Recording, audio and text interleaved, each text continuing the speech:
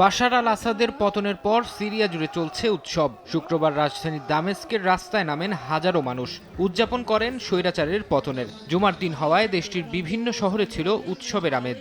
Aleppo শহরের রাস্তায় পতাকা মিছিল করেন হাজারো সিরীয়। তবে উৎসব যেমন আছে তেমনি দেখা মিলছে উল্টো চিত্রও। তাহরির আল শাম সিরিয়ার ক্ষমতা গ্রহণের পর থেকে উদ্বেগ আর উৎকণ্ঠায় আছেন দেশটির শিয়া ও সংখ্যালঘু সম্প্রদায়ের মানুষ। অনেকে দেশ ছেড়ে পাড়ি জমাতে ভিড় করছেন আরেক যুদ্ধবিধ্বস্ত দেশ লেবাননে।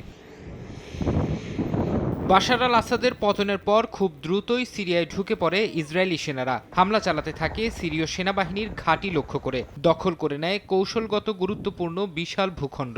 দখলকৃত এলাকায় নতুন বাহিনী মোতায়েন না হওয়া পর্যন্ত ইসরায়েলি সেনারা সেখানেই থাকবে বলে জানিয়েছে তেল আবিব। শীতকাল জুড়ে গোলান মালভূমির জাতিসংঘের পর্যবেক্ষণে থাকা নিরাপদ অঞ্চলে সেনাদের অবস্থান করার নির্দেশ দিয়েছেন ইসরায়েলের প্রতিরক্ষা মন্ত্রী। মধ্যপ্রাচ্যে চলমান সংঘাত ইস্যুতে আলোচনায় তুরস্ক, ইরাক সহ কয়েকটি দেশ সফর করেছেন মার্কিন পররাষ্ট্রমন্ত্রী অ্যান্টনি ব্লিংকেন। শুক্রবার তুর্কি পররাষ্ট্রমন্ত্রীর সঙ্গে বৈঠকের পর যৌথ এক সংবাদ সম্মেলনে ব্লিংকেন বলেন, সিরিয়ায় আইএসের পুনরুদ্ধারের বিরুদ্ধে প্রচেষ্টা অব্যাহত রাখা হবে।